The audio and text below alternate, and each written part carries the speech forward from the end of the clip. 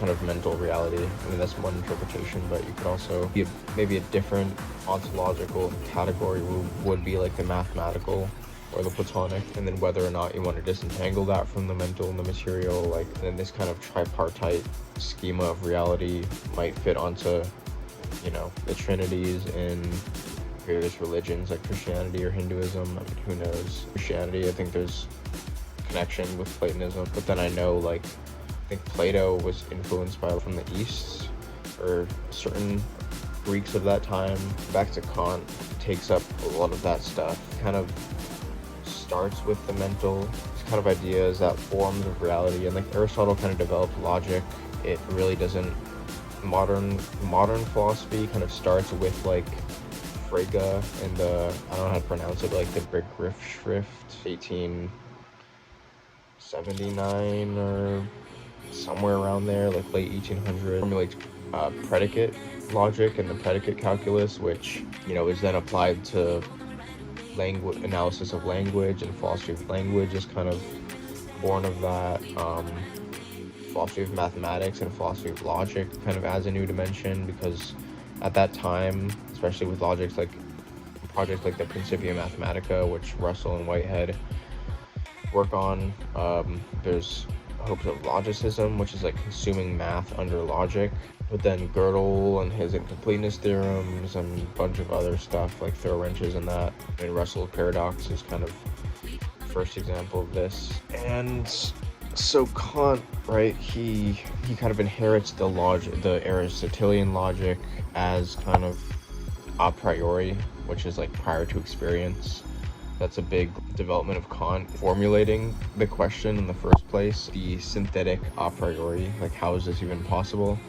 So for him, he's really thinking about mathematics, like how do we learn, because mathematics is something that seems like we don't need any experience to know anything about mathematics, or like something a posteriori would, I think maybe colors, like you would have to have a sense experience of like a certain color in order to then be able to understand it or talk about it, or, you know, have knowledge about it. But there seems to be certain a priori truths.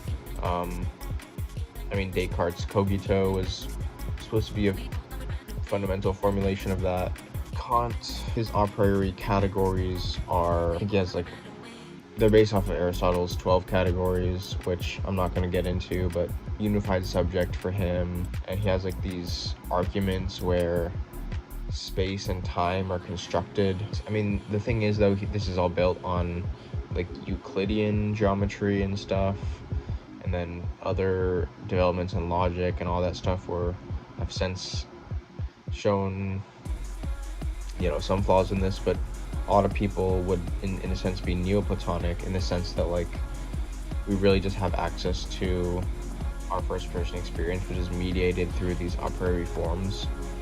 So I guess I should just say some clear stuff. Kant thought that space and time themselves were forms of our mental faculties, where, you know, space in itself, labeled external world, like a big unknown X, like we just don't know any characterizations of it, but us as like physical, or us as like, you know, individual entities, all have certain subjective forms that like shape our world as we're hit by input. And in a sense this is true, right? Like with modern science has somewhat vindicated this. Yeah, just having certain like mental pathways, unconscious stuff even.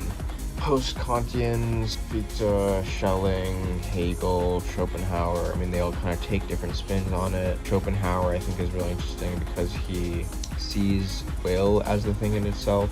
The argument is like, well, Kant gets into this, you know, kind of dualism problem by positing our internal kind of world as intelligible, but our external world is just completely unknown.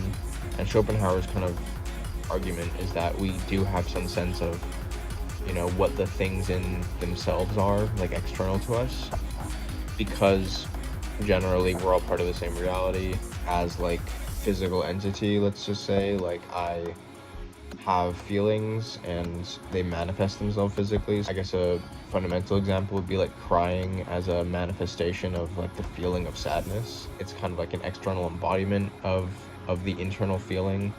And so Schopenhauer's kind of thing is that all of reality is fundamentally this feeling, but and we can see it for ourselves if we just kind of introspect or whatever, but seeing things through this kind of external barrier, we only are able to see things mediated through, these Kantian things, which like Schopenhauer kind of still maintains this sort of some Kantian idea, I think.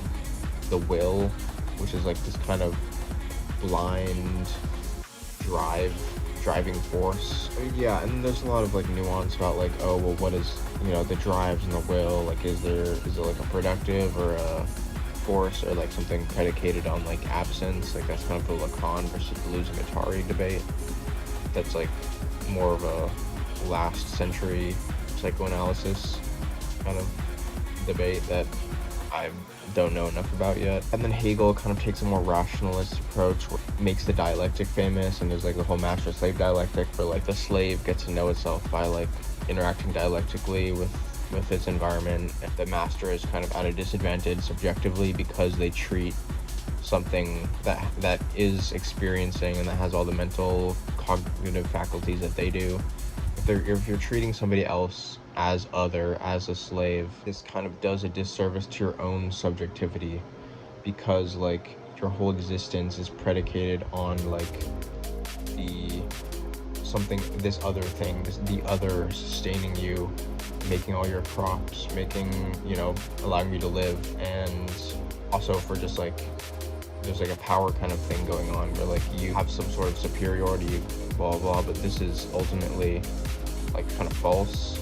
It's kind of the slave that understands first that they're kind of all the same, that they do have these mental faculties, and that they're not like completely other. Yeah, and then Zizek is doing some interesting stuff with like Hegel plus Lacan.